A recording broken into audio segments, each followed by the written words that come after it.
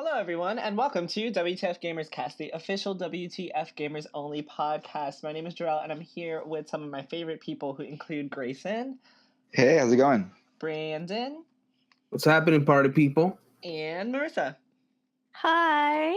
And this week, our episode is going to be a little different from last week. This week, we're talking about sequels, reboots, and HD remasters in gaming and movies. So our topic for today is, should sequels, reboots, and HD remasters worry us in gaming when it has been so horrible in film? So before we begin, Marissa, can you explain to us a little bit about what that means, actually? Yeah, so I actually came up with this question to talk about in a podcast after some discussions we had, first with the Switch coming out, and then with one of our arguments that we keep going back and forth with about Marvel versus DC. And it kind of made me start to realize film and video games have a lot in common now. There's a lot of cinematic quality to video games with the cutscenes, the way that they're told, the narratives are often very linear like a movie.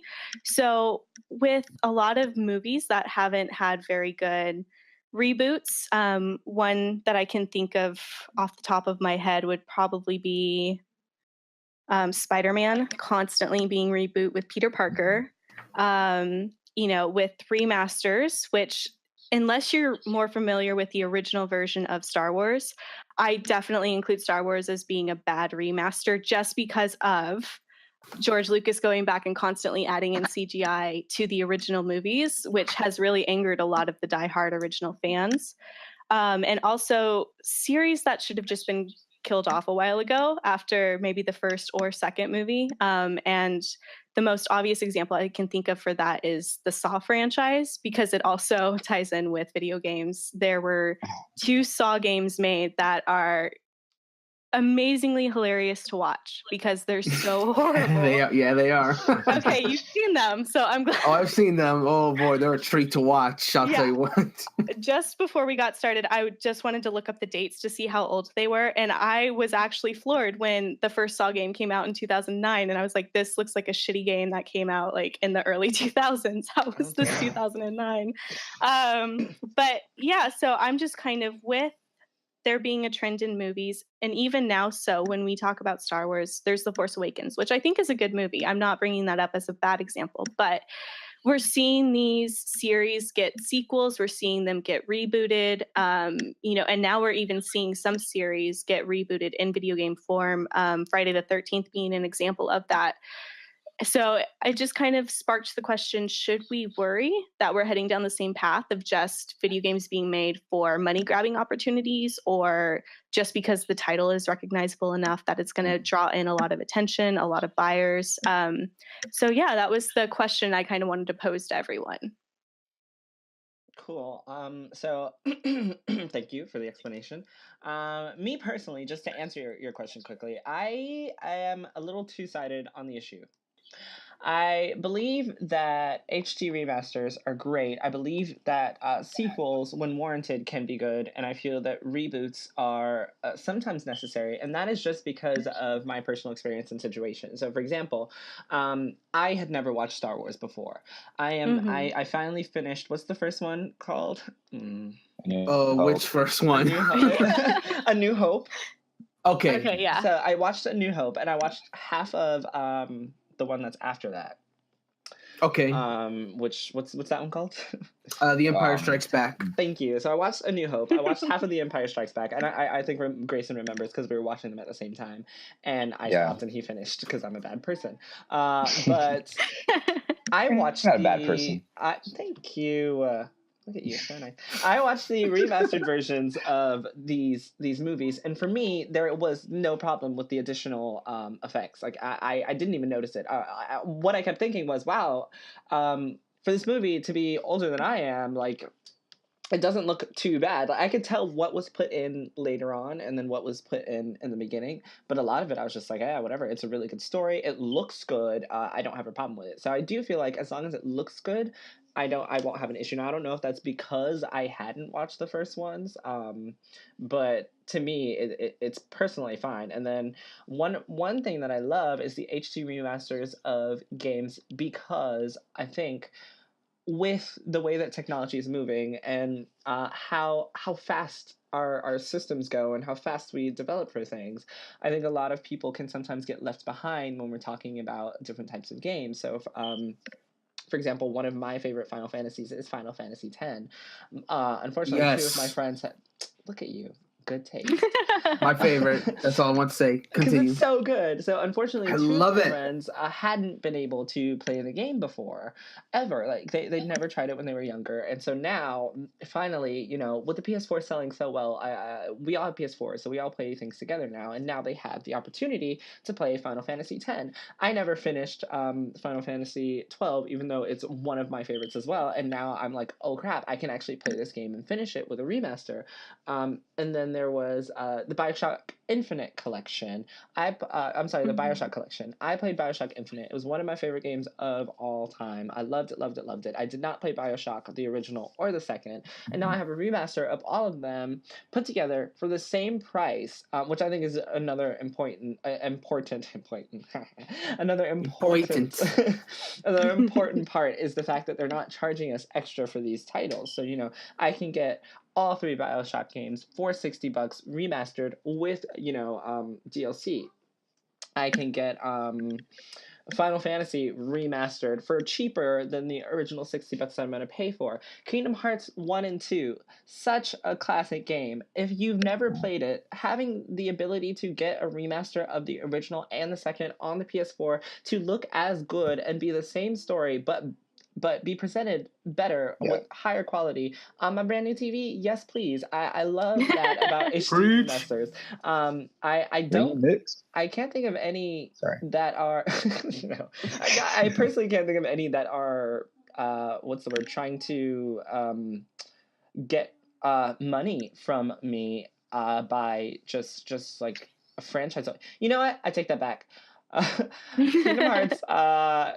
I'm going to complain a little bit because now I think about it, they did have the HD remaster from 1 and 2 on the PS3, but now they're coming out with both of them on the PS4 together, so I'm not so upset about it, but if I did buy them for the PS3, I don't think I would go out again and buy them for the PS4, and I don't think that was on purpose. I just think that's just to tie everything up before Kingdom Hearts 3 comes out. So that's so far I don't really have too many complaints about it. Now sequels, yeah, sometimes you should just let it be. One of the reboots or sequels that I don't like is the one that we were talking about earlier. Pokemon Omega Ruby, Omega Roofie, Omega Ruby, and Alpha Sapphire. Yeah. Not okay, Nintendo. Don't do that anymore. But in general, I do feel like they're good things, and I don't see them being as horrible as some film counterparts. So that's just what I think about it. Mm-hmm. Yeah, and just really quick, it's not that I really think that there's a right or wrong answer, but it was just kind of something that I thought we should talk over. Because even like you were saying, a lot of reboots have been really, really well done and do open up a series to a broader audience. So yeah, I get that 100%. Well, are there any that you guys think haven't been done well? I have one, but does anyone else want to go first? You said one that's good or bad? Bad. I didn't hear. Well, I mean both, but I'm just curious. Well, what I would want to say was probably kind of in the subject of everything. So, but before I get into that, Marissa, I'd love to first. I'm sorry, you cut out. What did you say? Yeah, you cut out. Oh yeah, no. What I was saying was, I do have a kind of what Jarrell was talking about, entire subject. But I would like to hear your example first, Marissa, before I go into that. Okay, so it's kind of a two-part because I think the first time that they remastered it was great, and then the second time they remastered it felt to me very much like a money grab. Okay. And I'm kind of our resident Microsoft fan. I don't really know any of the other writers who have Xboxes other than Terrell, but even then he is never on it. Dang. I've tried to play with him and he won't play with me, and I feel rejected and hurt. Wow. Exposed live on the podcast. Dang. The good example I have is Halo Combat Evolved Anniversary. I think that was an extraordinary remaster. It was done very well. because of it paid tribute to what Halo was originally when it came out. It had features that let you play the game both in that original state and with the new graphics. The controls felt so much easier to use comparatively to when it was on the original Xbox, as opposed to when you're playing it on the remaster. I think that Combat Evolved was done really well, but Halo Master Chief Collection was not. And there's a lot of different reasons for that, I feel like. Bungie was no longer in charge of Halo at this point. It was all 343. And I feel like it kind of picked and chose the games that got put onto the Master Chief Collection. Halo Reach was my favorite title of the Halo franchise. And it got absolutely no mention in the Master Chief Collection when it was first coming out. And when it first came out, so many of the features were broken on it. Matchmaking, you could not get into matchmaking at all when it first came out. And it wasn't just kind of like we have a day one patch, you'll have to wait a couple of hours while that downloads. No, it was like an issue for a long time that you couldn't use one of the most important features of the game. So I feel like some reboots are not reboots, remasters are done beautifully, and it does. It really lets people who've never played the games before get their hands on it. I have friends that didn't have an original Xbox that did get into the Halo franchise later on, and for them to go back and play the game where it started with Combat Evolved and to see how far we've kind of come, to experience the story themselves, I think is really important. But when we're doing something like the Master Chief Collection and it's all these games, then why are we skipping over Halo Reach, which is a prequel to the entire series? So we're just going to completely ignore that, and focus on. Too. I personally I've played a lot of the multiplayer with Halo with a friends of mine that owned the Xbox, but I've never really delved much into the story. But from what I heard of Reach, it was called the Master Chief Collection, and then Reach wasn't in there. I was I got confused. Wasn't Master Chief the main character of Reach? No, he wasn't. Reach is a prequel leading up to Master Chief and kind of his adventure and his story. I see. So yeah, it's kind of paving the way. And I feel like, we can again go on a totally different topic of prequels and everything like that. But I feel like Reach was really important for the story. I think that it gave a lot of people an understanding of what was happening, of when you start Halo for the first time, you're already kind of in the middle of this war and you don't really understand why, which of course you find out later as you're playing. But Halo Reach went back and explained a lot of what was going on, of why this was so important, of why you had to protect Cortana, so it filled in a lot of gaps, I felt like, for me more than anything. And that was someone who has played it pretty much from the beginning. So, Master Chief Collection completely leaving out Halo Reach, but then still bringing in games, from the rest of the franchise, and then doing something even stranger of having Halo ODST, which that's weird. Yeah, it had it takes place between Halo 2 and Halo 3. It wasn't there originally, but I remember at some point it became available for download. And so, okay, cool, we have ODST, but we still can't play Reach. It didn't make sense to me at all. So that's why I feel like Halo Master Chief Collection kind of felt more like a money grab than it felt like, hey, let's remaster something and make it so that new fans can enjoy it. It felt more like, okay, let's put together a collection that's just going to boast about Master Chief. So that way, when we go on to make Halo 4, when we go on to make Halo 5, we just continue to have all these Master Chief games as opposed to looking at Halo as a whole story. So that was my bad example of a reboot. I haven't played any remaster. of those, so none of that makes sense. But I did play. I do have the Halo collection, so I haven't started it yet. But I'll totally look out to see if it makes a difference, having never played it before and missing that one title. And I'll let you know what I think about it later. One cool little thing about that collection is that there's an option in settings that lets you look at. It lets you change the game's graphics to the original graphics and then go back to the remastered graphics, cool. Which is actually really cool because you can see how much different it actually looks and how much work the developers put in the update. And now I don't think any other game's ever done that before.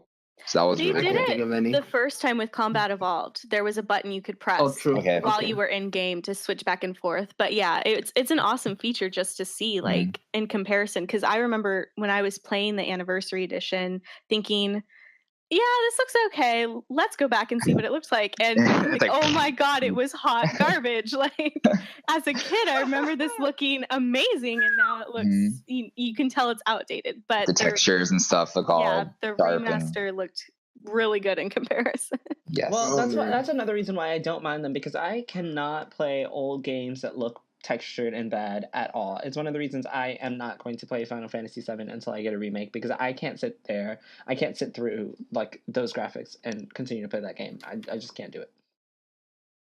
But speaking of, Marissa, you are a movie buff. So what about some film examples that you hate? I know that you went over Saw and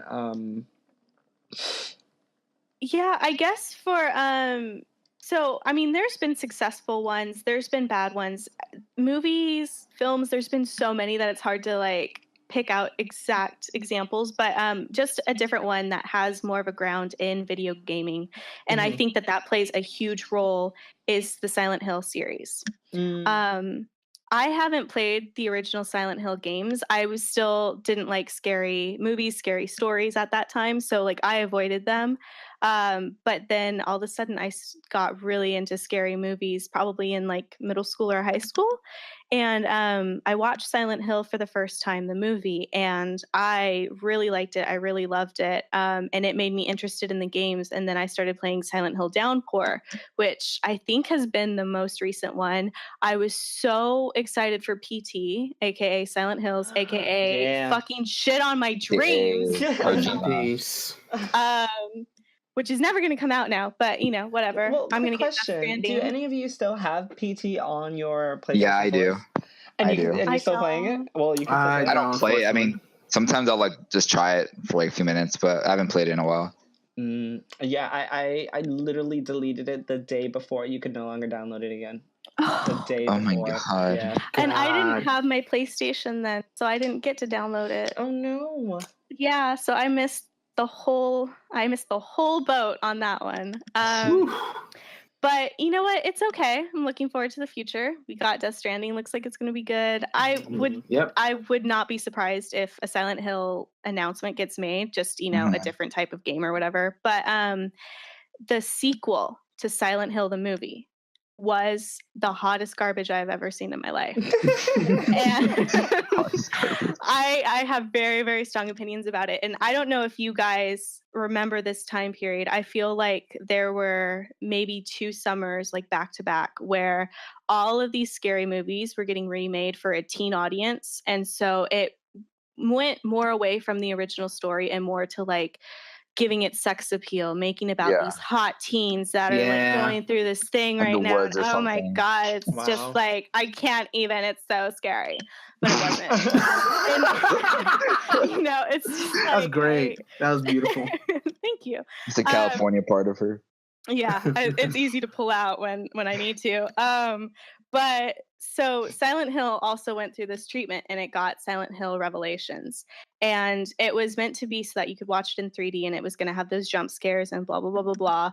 And it did go back and talk about the story, the original story of Silent Hill, but it was this like high school drama with actors that were clearly did not look high schoolers at all. Like at least try to make them look like they're. Oh, I love that when they have the high schools that don't look like high schoolers. It's the best. It's like, hey, what's up? I got a full fucking beard in high school. I got 3 kids at home. No big deal. Oh my God.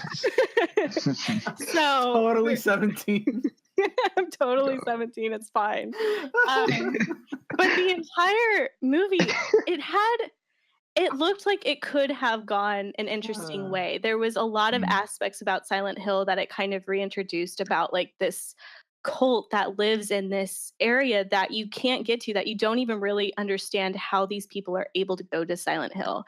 I remember having a conversation with a friend talking about is Silent Hill a state of mind? Is it a place that you can actually travel to, or is it somewhere that you get kind of like pulled into mentally? Yes. So there's so much depth to that story So for it to go through the 3D, let's make this sexy for the kids treatment, just like ruined it for me. And, at first I was super excited because Sean Bean was going to be back in it. He was in the original Silent Hill movie. So I was like, oh, wow, they're really going to try to do something with this. And then like the most glaring scene to me that was just like, you've got to be shitting me at this point now, was just they tied down the male kind of protagonist. Like he's one of those people that doesn't clearly fit into protagonist or antagonist roles. But they tie him down to a bed and surround him by the nurses, so it's like clearly the whole thing is just like a reference to sex. And it was like, this doesn't even, it has nothing to do with the story. It has nothing to do with Silent Hill. It has nothing to do with the video games, so it's like, it didn't pay respect to itself as coming from video games. It didn't pay respect to itself from the movie perspective. Yeah. It was a flaming pile of garbage. Yeah, it's almost like just making a horror movie. And let's name this Silent Hill so we can get some money, like more money than it would as a new horror movie. Really, so more people would watch it. So it's like it probably could have been its own movie on its own, but it probably made more money at the time because the name Silent Hill it's not a huge brand, but it's people know about it. Exactly. Like, I think that's the best explanation for it, honestly. Like, Silent Hill, it's the strength of its specific horror is the fact that it has these it doesn't have, I mean, the monsters that you fight are scary, but they're all representations of what that character's going through. Like Harry Mason will see all these different like things based on his past, and like, he can't escape it, and it just comes in this forward. So you're constantly find yourself thinking about, so what does this horror mean? You get it? Like, you have to think about it. It's all psychological. Exactly. Yeah. Whereas what you're describing to me about protagonist man being surrounded by nurses, like, hey, do you get it? It's like sex. Yeah. Well, no, and it's so obvious too. It's not even like there was no horror aspect to it. It was just kind of like, oh man, this vulnerable teen guy is now surrounded by all these hot nurses with knives. What is he gonna do? Cut his ropes with his rock hard erection? Like, I don't. It was so bad, dude. It was so bad. That brings me to a question that I want to pose to you guys then. So what does that mean for titles that use the title but are completely different? Like, could you even consider that to be a reboot or a sequel? I have a shining example for that one right off the bat, and that is a certain movie that is called Final Fantasy: The Spirits Within. Have any of you seen this film? No, I haven't. I have not. Okay, let me tell you about this film real quick. So this movie came out in like 2001.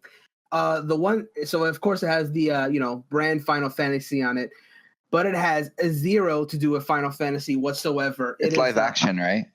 Oh, not even. No, it's a CG movie, but it had like very, very high-end CG. Like like for 2001 standards, this was like what you would see in like graphically you would see like maybe as far as like mid 360, mid PS3 graphics. Like it was very cutting edge at the time as far as like what the characters look like. And plot wise, it's really nothing special. Like it's not a movie that you could really. But I think the biggest takeaway from it is the fact that it was called Final Fantasy, and that's what really I think made people like really hate it because every Final Fantasy game has different casts. This is known, but you would think that you would go to a film about Final Fantasy and expect to see maybe one or two things that is like in reference to it, and it's nothing. It's absolutely nothing. And in that instance, I would definitely say that having the name attached to it hurt it, because I'm sure a lot of Final Fantasy people watched the movie and then ended up hating it just for that reason. But then again, it's not even that strong a plot to begin with. Like, it's not bad, but I wouldn't say it's good either. Well, not even that. To me, I could see where that would mislead people who have never watched Final Fantasy to watch that as their introduction to it and be like, I hate this. I'm not going to play any games. I'm not going to watch any of the other movies. So like, I think at that point, it just becomes like self-destructive if someone decides to, we're going to come up with this thing. It's not that great, but we're going to call it Final Fantasy. Slap that name on it. It's going to be awesome. People are going to buy it. They're going to buy it, but then they're going to hate it because it's not the product that they were actually hoping to get. So, I'm looking at the summary, and it's about like science fiction and aliens, and it's Donald Sutherland and Alec Baldwin's in it. So I'm like, what? This is not. James Woods like, played the villain. Now, What the hell? character. Oh my God. And supposedly, it was the most expensive video game inspired film of all time, like to make. Oh, really? That I didn't know. This is just What crazy. the This looks nothing. This looks like some freaking science. I don't know. It looks ridiculous. It's not fantasy. To turn back It's into not some, fantasy at all. some positive ones. One of the best, I think, reboots of anything I've ever seen so far in gaming, which has movies attached, is Tomb Raider. The Tomb Raider reboot is probably the epitome of what a reboot should be if you're going to make a reboot. That game is so good, and it takes the story, but it basically, you see how Lara becomes Lara, and the combat was, I know our last word for the word for our last podcast was fluid. I'm going to say it again. Yes, fluid. The combat is so fluid. It's so good. It's just 100%. I complain about games all the time, as you guys know.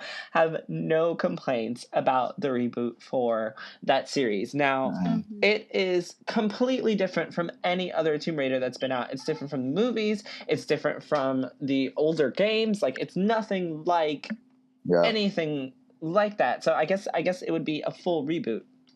Now, for sure. Do you guys think that attempting to do full reboots like Tomb Raider, for example, and slapping on the name is worth it, or do you think that they just become the intentions? Like, do you think the intentions behind the Tomb Raider reboot, as an example, were good, or was this just a story that they happened to tie on to Lara Croft and throw the Tomb Raider name onto it? I feel like it was a reboot. I feel like the intentions were to make this part of the series. I mean, because we can even talk about Resident Evil 7 right now, being not as a new Resident as it Evil is. game, basically. Yeah. Like, I mean, it I is, don't know. but I mean, I haven't. Again, I was still not really super into scary games when a lot of the Resident Evil games were out, especially the ones that are more prominent. But from what I've been hearing, everyone still feels like Resident Evil 7 fits in perfectly with the franchise. It's just first person. So, if I had to, I would definitely keep it as a Resident Evil title. It's very much Resident Evil. Like, if you were to take the 2-3 Resident Evil games and turn it into a first person experience, this is what it would be like. But calling it Resident Evil 7 is something that it's weird to me, because it's totally it's a reboot basically, because these characters that you play as through Resident Evil 1 through 6, you're in the same story. Like, you're playing as the same characters for the most part.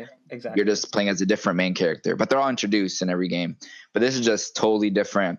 You have some subtle things that you see in the game that will, if you play the original games, you'll understand, but you don't have to play any other game to understand. But I feel like they put Resident Evil 7 just to, they have to make their money. Like, they have to make some kind of money. So calling it Resident Evil, spin-off in Revelations, whatever they would call it, would have not have made as much money as calling it 7. But it is a totally Resident Evil game and fits with that franchise. Okay, well, really quick, I will say you haven't beaten the game yet, so hold on to your underwear, my dude, because I feel like there's something you're going to see that might change your mind a little bit about it.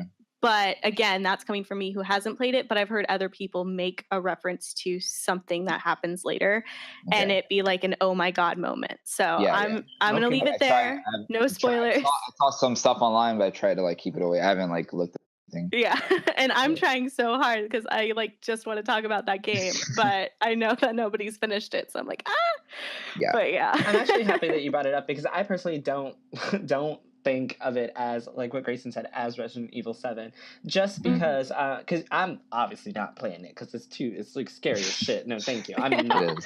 But from what I've seen, a lot of it is not. Now, I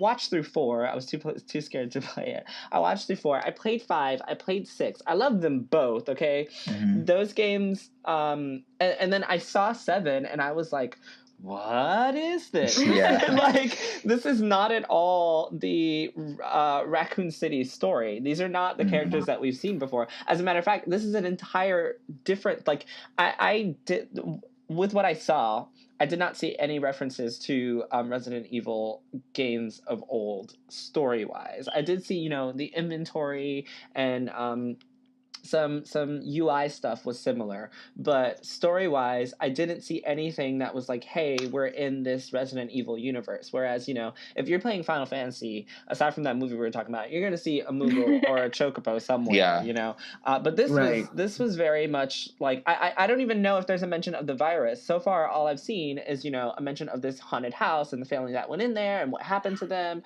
but none of it has been Raccoon City, infestation, Wesker, blah, blah, blah. So for me, I was like, well, is this Resident Evil 7?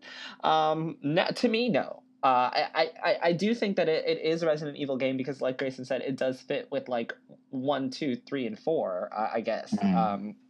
But to call it 7, I don't know. So then, since we're on the topic of Resident Evil, what about the next movie that's coming out? Have they done too many of these? Have you guys? I forget seen about them? those movies. Oh God! Yeah. So I've they've not done seen so many any one because of them. you forget about them. So I guess they've done too many. And I think I'm pretty sure those are the most successful video game movies. They are. They totally I are. think I've watched 2 of them, and they're not bad. Like they're just action packed. Like they feature Resident Evil characters from the I saw game. a little bit of the one that had the Nemesis in it. Yeah, I mean, I feel like those movies are so separate from the games. Like I don't know. Yeah, it's I mean, almost like they're not bad. I'm saying they're not horrible. Like I watched a few of them, and they're fun to watch, and I'm sure they make just enough money to keep making more and more and more. Yeah. But Clearly, I think this is the last one. I'm pretty sure. yeah, I think that's what they Oh, said. final It's the last chapter. one. But Supposedly. is the Yeah. word. Mm-hmm. It doesn't but need sequels. Assassin's Creed. Oh. Yeah, I actually have that on my list. I do. And I mean, I still haven't seen the movie, so I'm not going to bring up the movie at I've all. only heard horrible things about it. I've heard mixed, That's depressing. but I've heard mostly negative. But anyways, I'm huge into Assassin's Creed. I do love the series. I really, really, really liked talking about Ezio.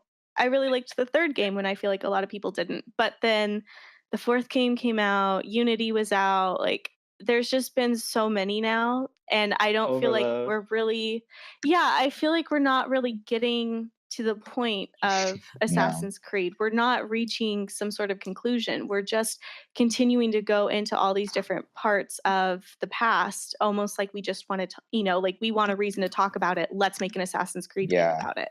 So I can agree, even though I did like Assassin's Creed, the franchise just feels like it's really kind of dying a slow death and should just be kind of laid to rest at this point. I think the main problem with the Assassin's Creed games is like they're not bad games. It's just that they're annualized, and it's just a classic thing. Is like you can't miss something if it's not gone, and so you take it for granted because there's just so many of them. And the other thing is that they have varying degrees of quality. Like you said you like Assassin's Creed 3. I'm sure you're aware that a lot of people don't. And people said that a lot of people saw that Assassin's Creed 4. I mean, they played Assassin's Creed 4 and they loved that one. Then what was it? Then Unity was the one that again people were like, eh. And then what was the most recent one that came out? Syndicate. That was the one people were saying was great things about that one. Let me just say really quick that Unity had a lot of problems outside of the game itself. I don't know if you guys remember, but when it was first mentioned, they had a lot of issues with where are the female assassins, and then their response was like, oh, they're too hard to code in, and I was like, ooh, stop talking because you're just making them. And then the Xbox game Sunset Overdrive. Came out where you can play a female character. In fact, you can play as a female assassin. Exactly. Oh my God. I think that specific title had a lot of issues just outside of it being the game that it was. But because I personally, that was the first Assassin's Creed I played, and the only reason I played it, because I was not interested in the series at all, was because they introduced the multiplayer. So I know me and a lot of people from the site, we all got together and would play this. We played this game together because I am all about multiplayer. Because otherwise, I would have never played it at all. And for me, it was not a bad game. But I guess for you guys who have played it before, it was not so good. Yeah, Assassin's Creed is just. I personally didn't touch it myself. I'm just going by the general. Consensus. Yeah, exactly.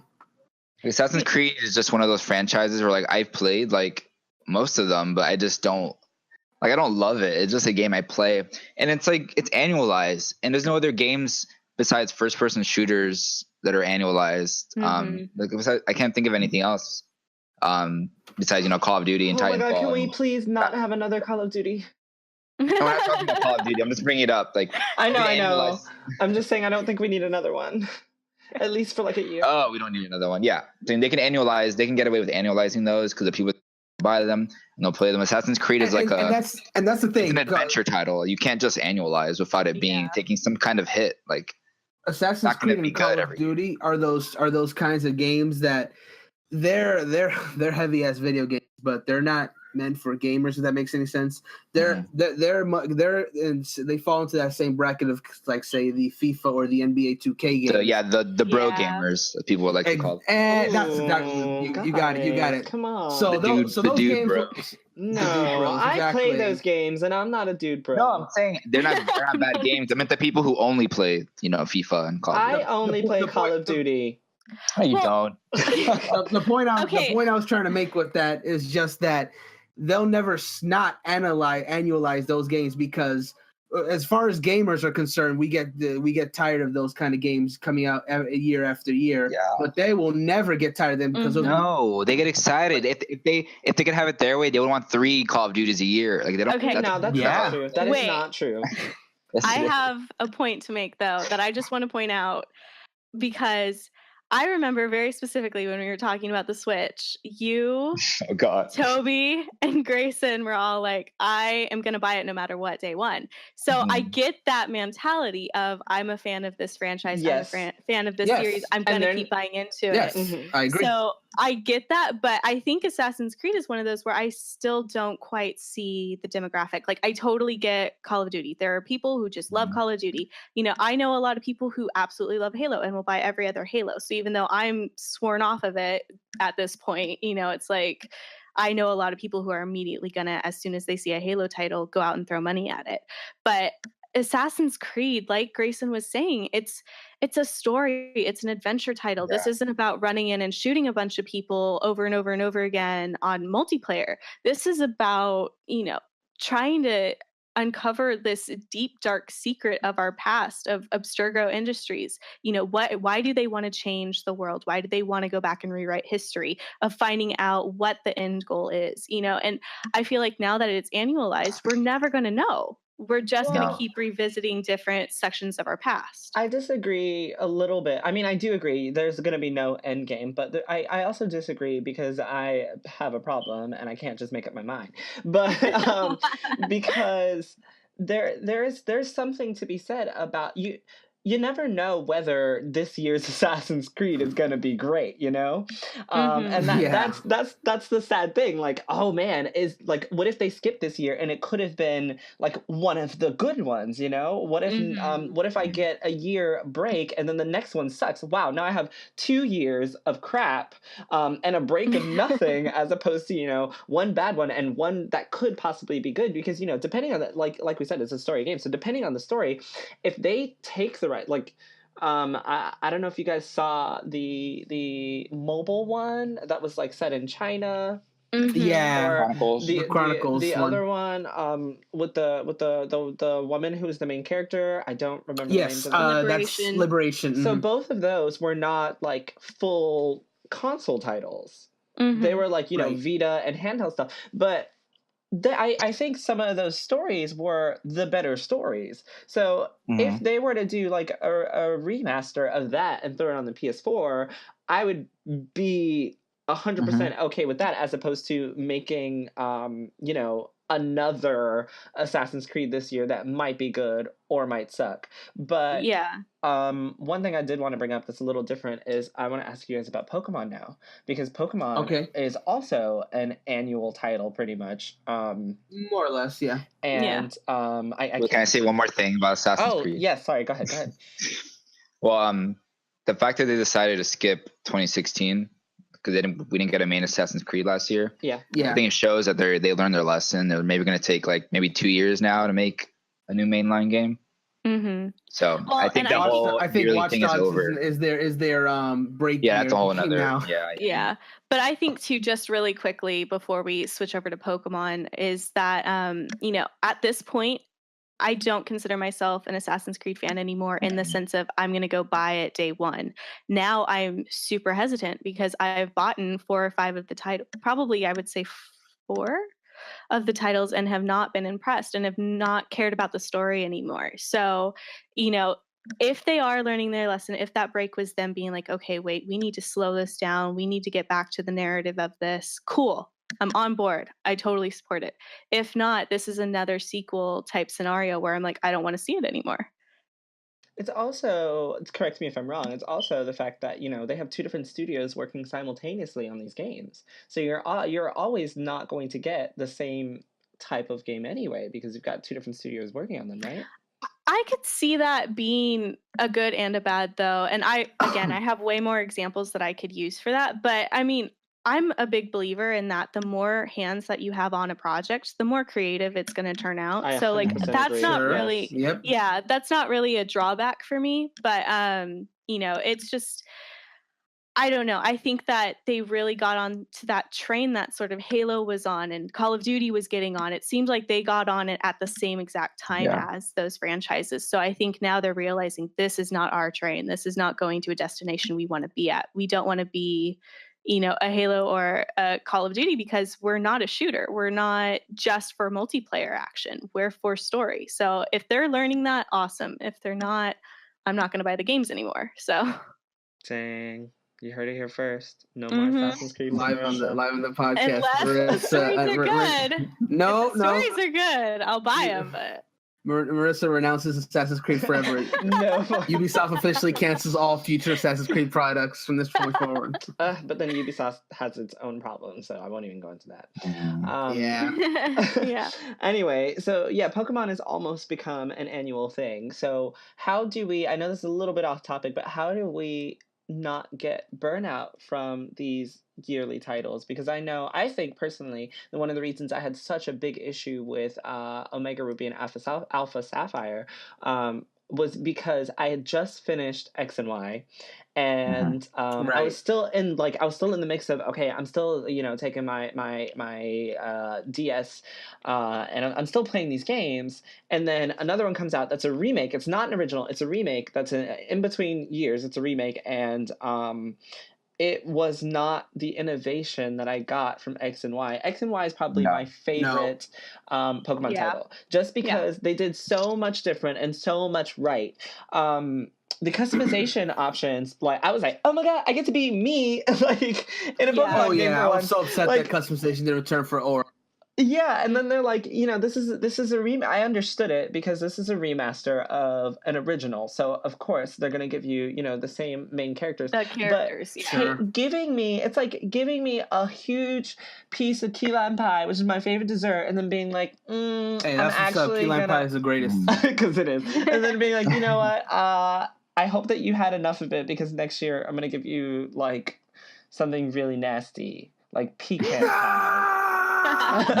Like, here's a pecan pie after that delicious key lime pie. I took away everything that you like about this, but I left the original game. I added a few extras, but there's whipped cream on top and yes, a little bit of sprinkles, but exactly. But that's not. But you're putting whipped cream on something, it doesn't taste good. And then... yeah, exactly. You're really speaking to me right now because I'm not a huge fan of pecan pie. This is not enough. So how do we not get burnout from titles like Pokemon, and how do they find a balance between making remasters that we're going to love and new titles that are going to keep us just as excited? Okay. Because I wanted someone to go first because I was like, I have mixed opinions about Sun still, so go for it. Okay, so I have 2 points to make on the subject. Opinions? Oh my god, I didn't know this. Oh boy. I'm sorry. Okay, go ahead. That's anyway. I have 2 points to make on that. The first one is there is total. So we were talking a second ago about like the dude bros who play the sports shooting sorry, games dude, annually. bros. We're listening. Sorry, dude, bro. We're sorry, We love dude, you, bro. dude, bros. Keep downloading the podcast. Don't keep listening to this podcast. They're gone. They're probably like, what's They're Pokemon? out. They're gone. Oh well. Anyway, so there's totally a subsect of Dude Bros called the Pokemon Dude Bros, who you analyze Pokemon, they'll be fine with it. Those are mostly like the PokeTubers and stuff like that. But as far as my second point is like, how do we not burn out on that?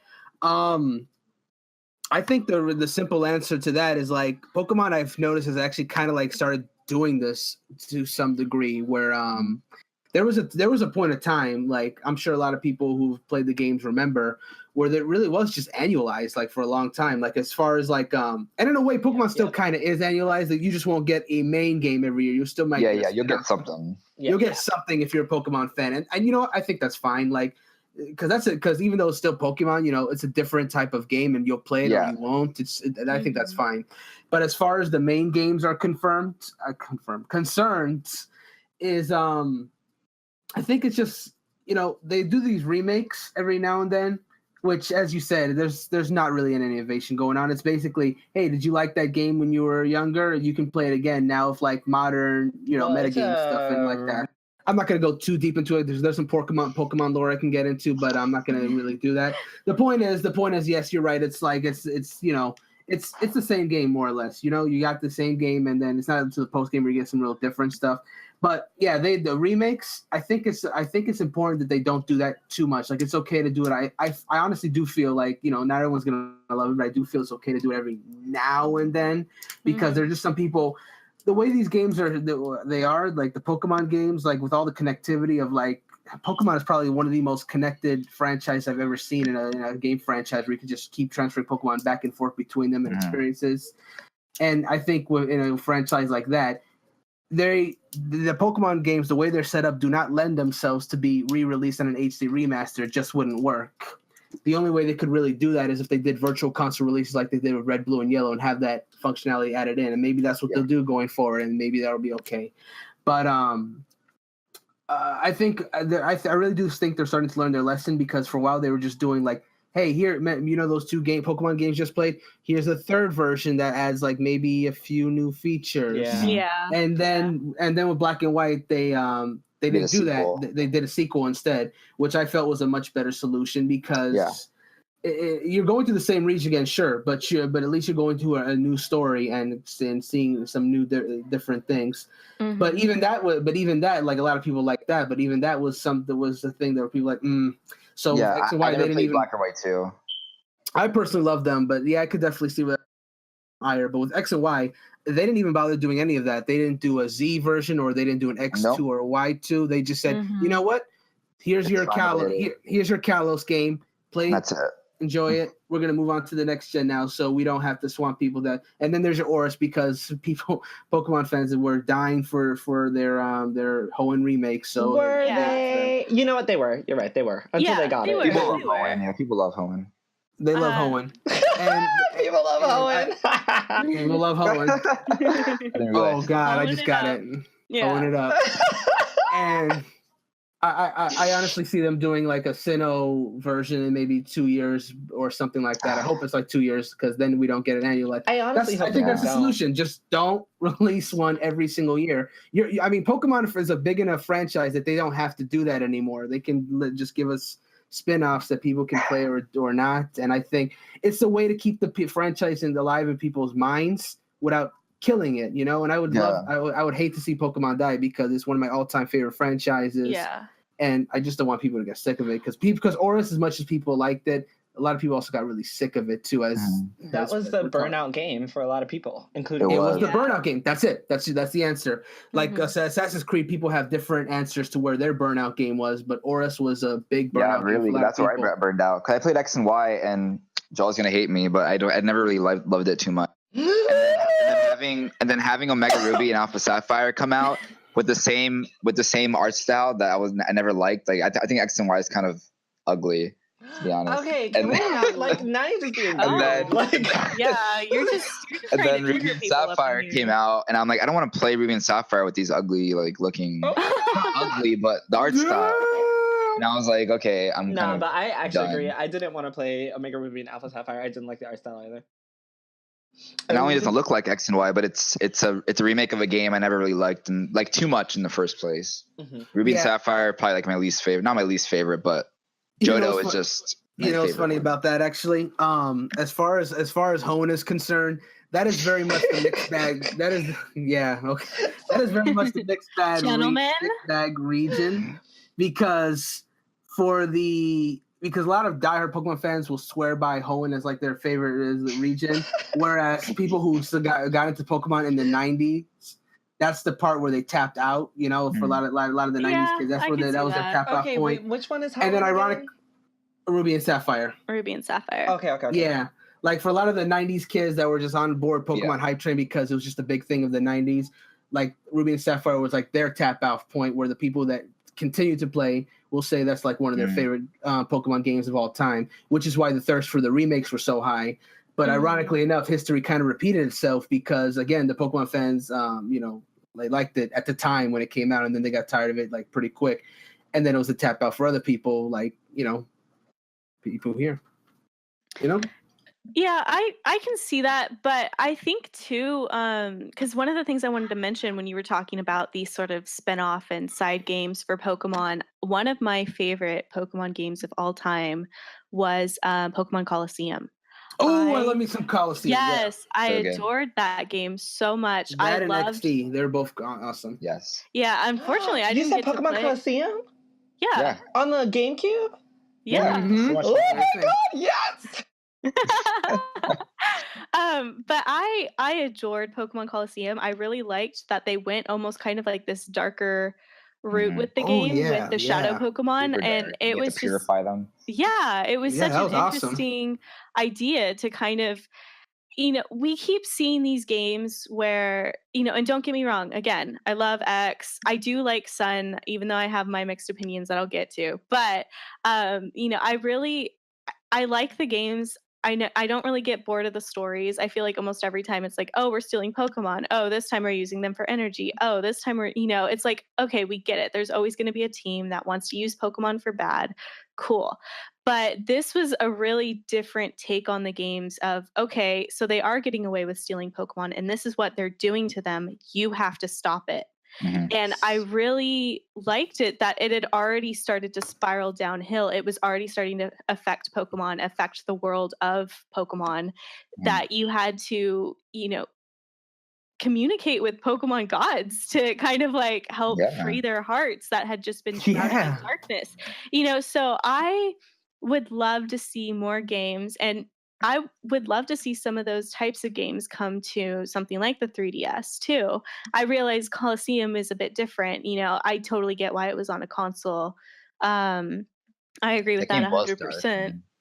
But, I would love to see if we are going to start having breaks between these narrative years and these like kind of like side story years, I would love to see something like that come out again where it takes it in a different direction that we're not used to going.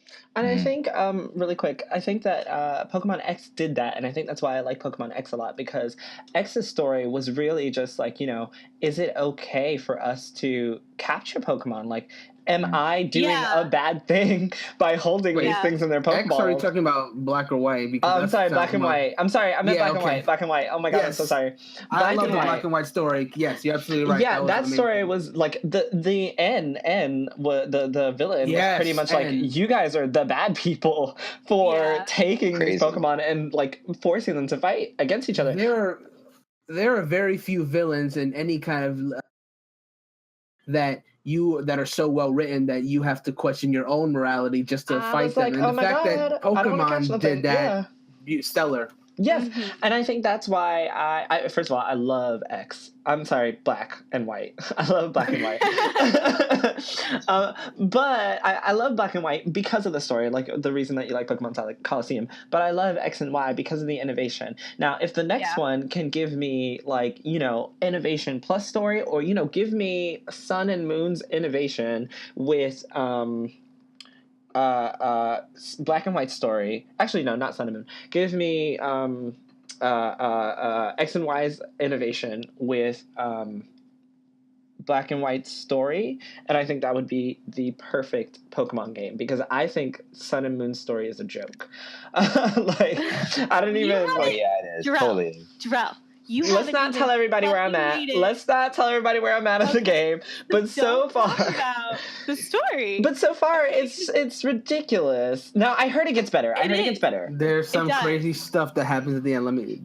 Yeah, and I will admit I have not made it to the end either, but I have made it to a point in the story where now I'm committed, and I'm like, okay, this is taking the turn for me. I'm really excited about this, where it's going.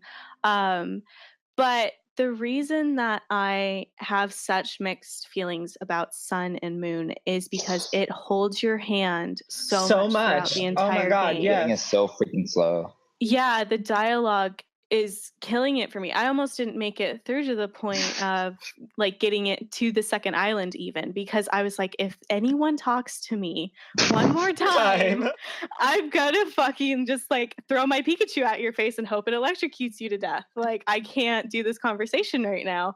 So I do think in some ways the dialogue has been good. They've taken a lot of times to kind of like poke fun at themselves. One of the jokes that gets said is, when Kukui shows up at the second island and the Kahuna's like, you still don't own a shirt, do you? It's like, okay, cool. I respect that. How he always comes in your house. I will tell you, just the villains are hilarious too. They know that they suck and they're so funny.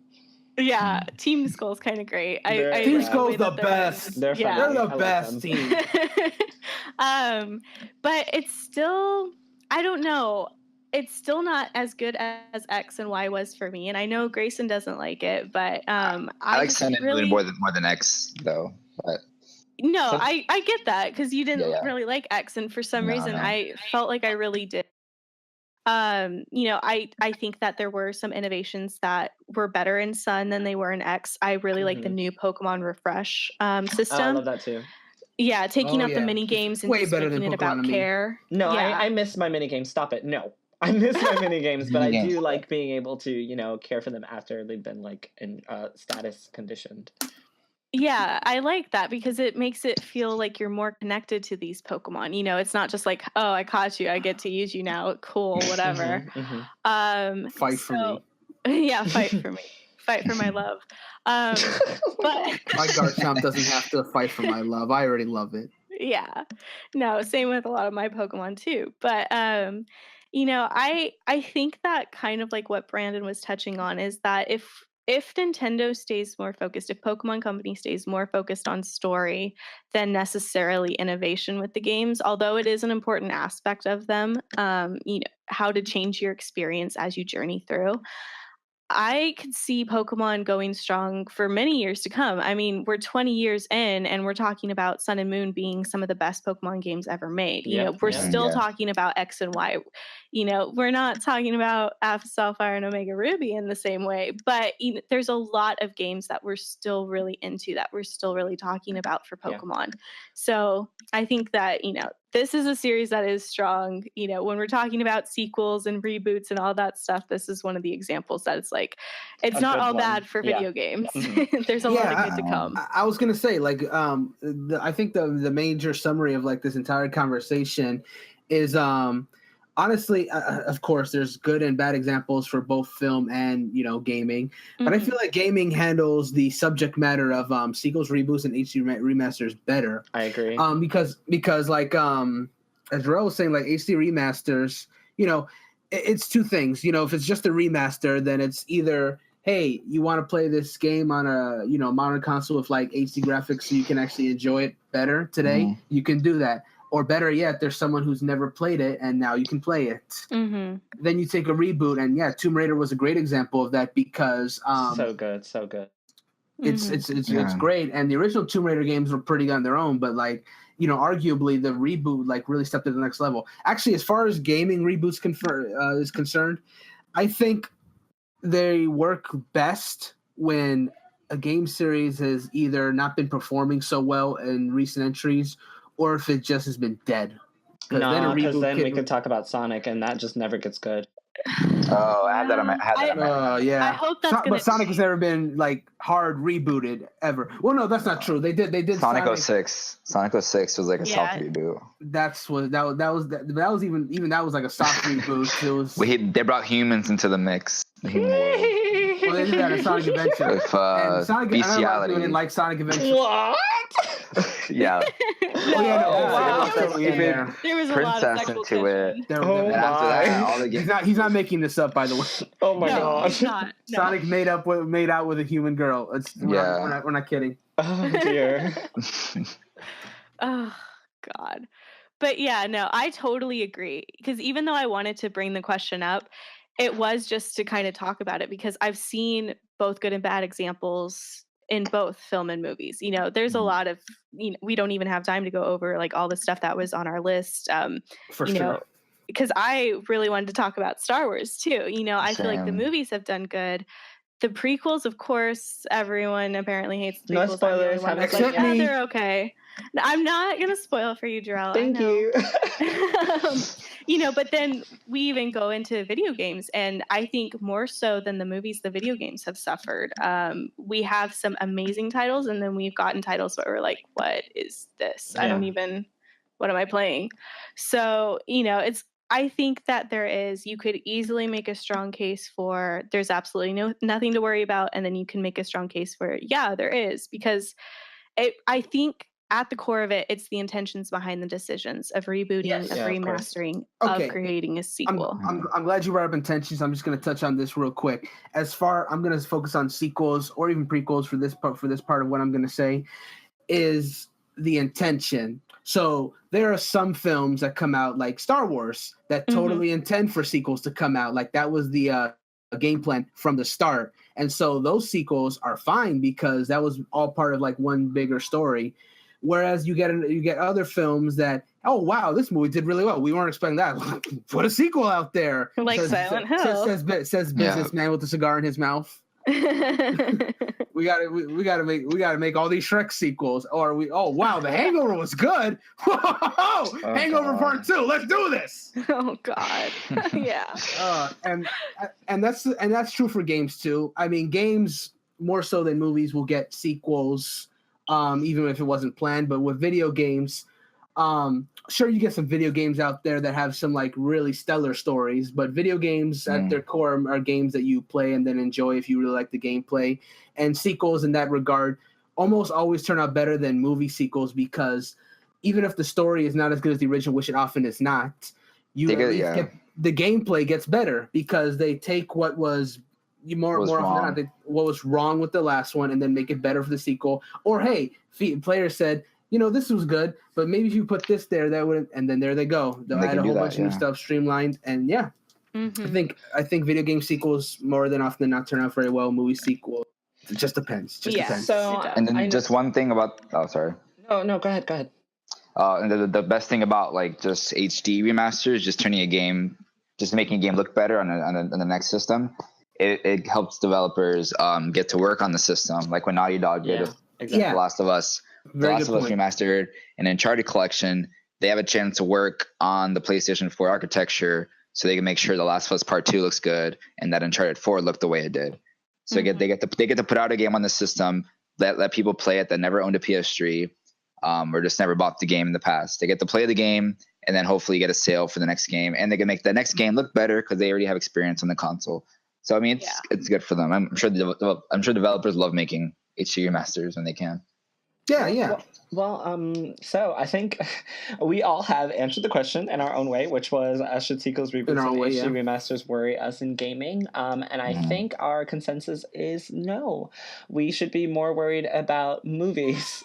Movies and remakes than reboots, much more so than video games. So I think we've come to an agreement here for better or worse. So thank you guys. It was great talking to you guys once again. Thank you everyone. Always a pleasure.